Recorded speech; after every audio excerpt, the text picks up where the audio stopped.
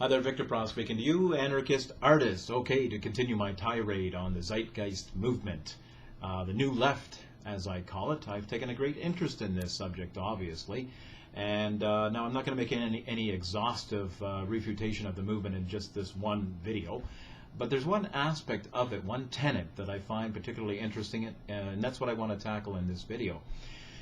And there seems to be a tenet, a belief within the Zeitgeist movement when it comes to the state and free market capitalism.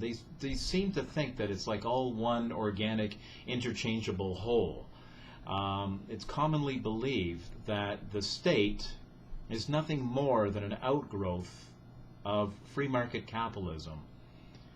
I'll repeat that. The state, as far as they hold, is nothing more than an outgrowth of free market capitalism. And I even asked Matt Berkowitz this, my debate partner. I posed the question to him during our post-debate talk on the radio show, and I said, is it believed that the state is like this little cancerous wart that's an outgrowth on an already cancerous body?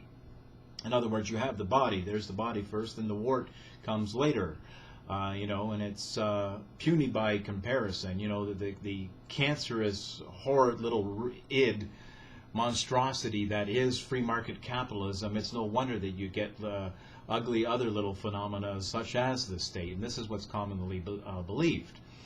Now, this is a very curious position. I mean, all historical evidence shows, it's not just an anarchist position, but all historical evidence shows that the state and free market capitalism are running parallel to one another, and that one is a dangerous, predatory parasite sucking the lifeblood on the other, and that is what the state is this parasite that is a cancer upon free market capitalism.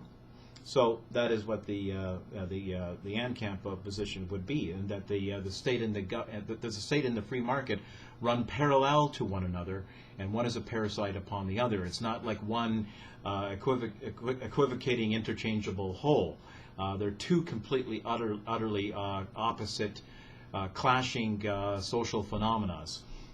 But be that as it may, there is a quote by Peter Joseph that I find very curious, though. There seems to be like a very faint, if not explicit, praising of the state. The state, not the greatest thing in the world, but thank God we have it, though. And instead of me just quoting by reading a quote by Peter Joseph, I'll just let the man speak for himself. And here we go. Hold on for a second. Let me just play this for you. If it wasn't for the state, which I don't agree with, by the way, but we'll just put this in context, the free market would have self-destructed 1,000 times over.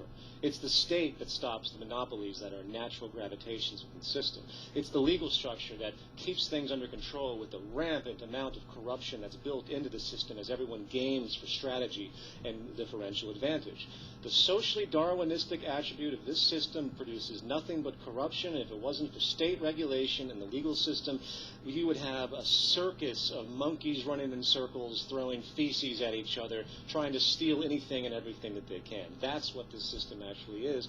And this fallback that it's the state is one of the weakest and unsupported notions. Taxation, all this crap that they throw out there has no basis on anything. If it wasn't for the state, this system would have self-destructed a long, long time ago.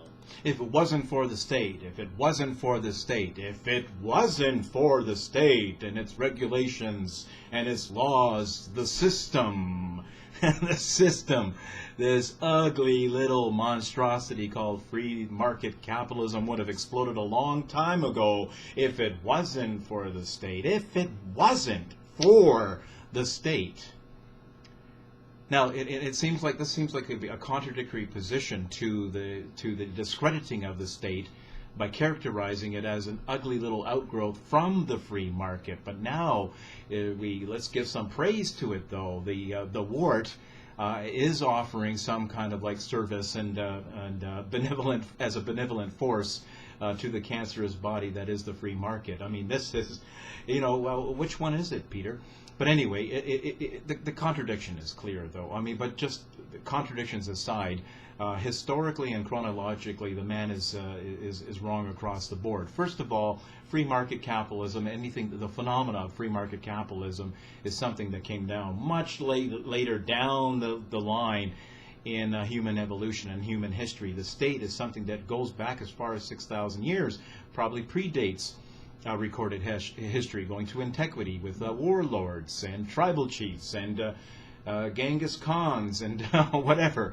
But anything that's understood as free market capitalism is something that came down later. The state precedes the free market.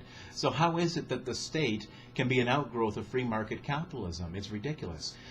Chronologically, historically, the man is wrong, and philosophically, the state is a violent monopoly on the use of force, far from being a competitor or one of where you have free market capitalism. You have competition and you have cooperation. That's not what the state is. The state bans competition, for Christ's sakes. They hold a monopoly on the exclusive use of initiatory force. Where's the competition in that? Where's the cooperation? That's a gun to the temple. That's what the state is. Anyway, Peter Joseph, you don't know what the fuck you're talking about. You're wrong on that. This is not an exhaustive refutation of the Zeitgeist movement, but just focusing on that one application, that one factor there.